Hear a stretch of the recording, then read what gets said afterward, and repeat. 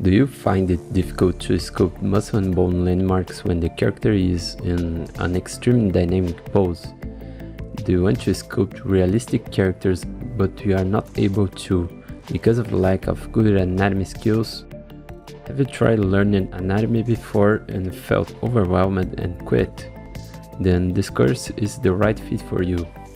Welcome to Nexttut Education's Zbrush Dynamic Male Anatomy for Artists. My name is Victor Yamakado and I will be your instructor for this course.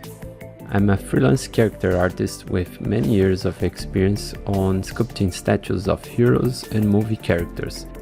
On this course, we sculpt a complete échorché model. Simultaneously we do a complete male human body and a flesh and skin model. This way we can better understand each muscle and bones that compose the entire surface of the body, and also figure out how it can affect the volume under the skin. Once we cover all the body, we also bring the character to a very dynamic pose, understanding how the anatomical structure will deform when it comes to bring gesture and life to the model. This course is designed for intermediate Zbrush users who are looking to improve their anatomy sculpting skills. Basic knowledge of Zbrush is required to follow along the tutorial.